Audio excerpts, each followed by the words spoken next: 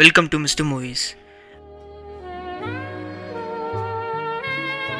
Taxi driver Martin Scorsese எடுத்த இந்த படம் தோல்வி அடைஞ்சாலும் பல கிரிட்டிக்ஸால பாராட்டப்பட்டுச்சுன்னு சொல்லலாம். டிராவிஸ் பிக்கல் டாக்ஸி டிரைவரா நைட்டு ஃபுல்லா தூக்கம் இல்லாம வேலை பார்க்குற ஒரு ஆளு. அதாவது காலையில விட நைட்ல தான் ஒரு மனுஷனோட உண்மையான ஆன்மா வெளியே வரும்னு நான் நினைக்கிறேன். அவன் நைட்ல அந்த டாக்ஸில போறப்ப அந்த நியூயார்க் சிட்டில இருக்கிற அழுக்கு அசிங்கத்தையும் கூட்டத்தையும் பார்க்கறான். இது ஒரு நாள் 2 நாள் இல்ல, இதை இவன் தினமும் பார்த்து பார்த்து சலிச்சு போறான். அதாவது அவன் டாக்ஸில வர கஸ்டமரோட எண்ணங்களும் இவனுக்குள்ள விதைக்கப்படுது. இவனோட அடையாள எண்ணங்கிற கேள்வி இவனுக்குள்ள அடிக்கடி இருக்கு. ஜனாதிபதி தேர்தலில் போட்டியிடுற வேலண்டைன்கிறவரோட கட்சி அலுவலகத்துல வேலை பார்க்கிற பெட்சியை தான் இவன் பார்க்கறான். அவ தனிமையில இருக்கான்னு நம்ம அவளோட இருக்கலாம்னு நினைக்கிறான்.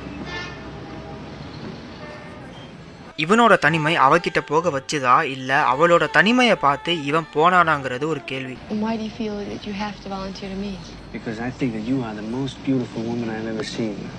இந்த படம் பல கேள்விகளை முன்வைக்குது. படத்துல வர பல உரையாடல்ல டிராவிஸ் பதில் சொல்லாம தன்னிலை மறந்து நிக்கிறான். டிராவிஸ் கூட பேசுறவங்க கிட்ட இவன் திரும்ப பதில் சொல்லாம அமைதியா நிக்கிறான். இவனுக்குள்ள ஏன் எதுக்கு எப்படிங்கிற கேள்வி மட்டும் உருவாகுது. தனிமை மனிதனுக்கு யார் துணை?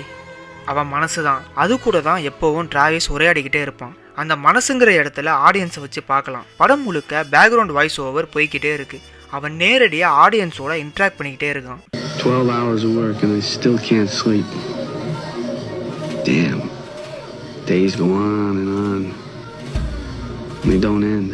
படத்துல நடக்கிற எல்லா விஷயங்களையும் அவன் தனக்குள்ள புகுத்தி அவனோட தனிமையை நமக்குள்ள புகுத்துறான். நம்ம தனிமையில இல்லைனாலும் நமக்கு தனிமை உணர்வு வருது. படத்துல ஒரு சீன்ல பெட்சி நீ நல்லவனும் இல்ல கெட்டவனும் இல்ல ஆனா முரண்பாடானவன் அப்படிங்கிற இந்த வரிகளை சொல்லி உன்கிட்ட பேசுறப்ப இந்த பாட்டு வரிகள் தான் ஞாபகம் வருதுன்னு சொல்லுவான். தான் ஒரு முரண்பாடானவனுங்கிற விஷயம் இவனுக்குள்ள விதைக்கப்படுது. ஒரு சீன்ல அவன் டாக்ஸில வர கஸ்டமர் அவன் மனைவி அவனுக்கு துரோகம் செஞ்சதாகவும் அவன் எனக்கு தெரியாம ஒரு கருப்பனோட உறவு வச்சுக்கிட்டான்னு அவளை நான் கொல்ல போறேன்னு சொல்லுவான். இதுவும் அவன் மனசுல விதைக்கப்படுது. டிராவிஸோட பார்வை கருப்பர்கள் மேல விழுது. கருப்பர்கள் மோசமானவங்கிற ஒரு எண்ணம் அவனுக்குள்ள விதைக்கப்படுது. அதுக்கு தோதா அவன் டாக்ஸில பல கருப்பர்கள் முட்டடிக்கிறாங்க. வெளியில பொண்ணுங்க கிட்ட தப்பா நடந்துக்கிறாங்க. ஒரு கடையில துப்பாக்கி காமிச்சு திருட வர்றவனும் கருப்பன் தான். ஒரு வசனம் வரும், லோன்லினஸ் ஃபாலோட் மீ எவ்ரிவேர் அப்படின்னு. இந்த தனிமையை அவன் நேசிக்கவும் இல்லை வெறுக்கவும் இல்லை. இது ஏன் அப்படிங்கிற கேள்வி மட்டும்தான் அவனுக்குள்ள இருக்கு.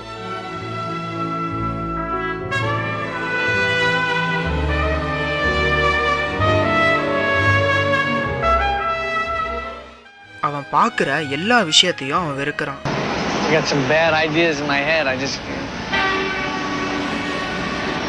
இது தனிமையா இருக்கிறதால நம்ம எல்லாத்தையும் வெறுக்கிறோமாங்கிற ஒரு கேள்வினால தான் அவன் பெட்சியவும் ஐரிஸையும் தேடி போறான். அவனோட உலகத்துல ஏதாவது ஒரு ஆள் வந்தா நம்ம தனிமை மாறுமான்னு நினைக்கிறான். தினமும் சுத்துறான். அவனுக்குள்ள பார்க்குற எல்லாத்தையும் விதைக்கிறான். அது ஒரு கட்டத்துல வெடிக்குது.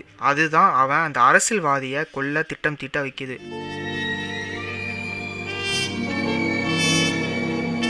கொல்றதுக்காக 44 மேக்னம் பிஸ்டல்னு ஒரு மாடல் கன்னை வாங்குறான். அந்த கன் கூட அந்த பொண்டாட்டியை கொல்ல போனவன் யூஸ் பண்ண கன் மாடல் தான். அவனுக்கு இப்போ நியாயம் தர்மம்லாம் எதுவும் கிடையாது. அவனோட தனிமை பசிக்கு அவன் தீனி போடணும். அதுக்காக அவன் பிரபலமா ஏதாவது செய்யணும்னு பாக்குறான்.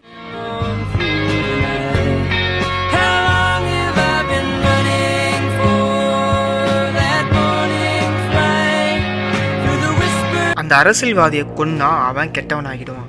ஐரிஸை விபச்சார பகுதியில இருந்து மீட்டு கொண்டு வந்தா அவன் நல்லவன் ஆகிடுவான். ஆனா எது நல்லது எது கெட்டதுங்கிற பார்வை அவனுக்கு இல்ல. அந்த அரசியல்வாதியை கொல்ல பல காரணங்கள் உருவாக்கப்படுது. பெட்சி அந்த அரசியல்வாதியோட ஆதரவாளரா இருக்கிறதும் ஒரு காரணமா இருந்தாலும் அவன் எப்படியாவது ஃபேமஸ் ஆகணும். அதாவது something is better than nothing அப்படிங்கிற கான்செப்ட் தான். டார்க் நைட் படத்தில் அவர் ஜோக்கரை எடுத்துக்கிட்டாலும் அப்படிதான். அவன் ஏன் நீ மக்களை கொல்றன்னு கேட்டா ஏன்னா எனக்கு அதை பண்ணணும் அப்படிங்கிற ஒரு தெளிவற்ற பதில் தான் சொல்றான். ஏன் இந்த உலகத்துல நம்ம பிறந்திருக்கிறோங்கிற கேள்விக்கு யாருக்கிட்டையும் இங்க பதில் இல்லை. நீ ஏன் பிறந்தங்கிறதுக்கு உன்கிட்ட காரணம் இல்லாதப்போ உன்னையே நான் கொல்றங்கிற காரணம் மட்டும் எப்படி நீ என்கிட்ட எதிர்பார்க்கலாம்? ஆட்டு மந்த போல ஒரே விஷயத்த பின்தொடர்ற மக்கள் மத்தியில இருந்து பிதுங்கி வெளியே வந்த தனக்குன்னு ஒரு கோட்பாடை உருவாக்கணும் தான் ஜோக்கர். மக்கள் தீவிரமா நம்புற ஒரே விஷயம் காசு. மக்கள் இந்த பணம்ங்கிற ஒரு விஷயத்த வச்சுதான் தனக்கான மொராலிட்டியை முடிவு பண்ணிக்கிறாங்க. ஸோ இந்த பணத்தை ஃபர்ஸ்ட் ஒண்ணுமே இல்லாம ஆக்கணும்னு நினைக்கிறான் ஜோக்கர். அதை first எரிக்கிறான். All you care about is money. 10 பேர் ஷூ போட்டு நடக்கிறப்ப ஒருத்தன் வெறுங்கால நடந்தா அவன் பைத்தியம்னு சொல்றாங்க. அந்த பைத்தியத்தோட பார்வையில இருந்து பார்த்தா அந்த 10 பேரும் ஆட்டு மந்தை தான். தெளிவா சொல்ல போனா ஒரு மனுஷனை இன்னொருத்தன் ஜெராக்ஸ் எடுக்கிற மாதிரி. எதுக்கு இந்த ஜெராக்ஸ்னு அவன் எடுக்கிற முடிவு தான் மக்கள் மேல அவன் நடத்துற போர். ஆனா அவன் பேட்மேனை மட்டும் கொல்ல மாட்டான். பேட்மேன் மத்த மக்கள் மாதிரி இல்ல, அவன் தனித்துவமானவன். I don't want to kill you. What would I do without you? Go back to ripping off mob dealers?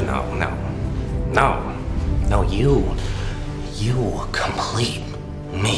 Into the wild படத்துலயும் ஹீரோ இந்த பொது வாழ்க்கையில இருந்து தன்னை துண்டிச்சுக்கிறான். அவனோட பூமியை அவன் சின்னதாக்கிக்கிறான். பொது வாழ்க்கைன்னு சொல்லப்படுற இந்த ரோபோட் வாழ்க்கையில இருந்து தனித்து வந்து தனிமையா இருக்கிறவன் ஒரு படைப்பாளி ஆகுறான். அது இன்டு தி வைல்டு மாதிரி தன்னோட வாழ்க்கையை வச்சு முடிச்சுக்கிட்டாலும் சரி, இல்ல பொது வாழ்க்கையில பாதிப்பை ஏற்படுத்த நினைக்கிற டிராவிஸ் ஜோக்கர் மாதிரி இருந்தாலும் சரி.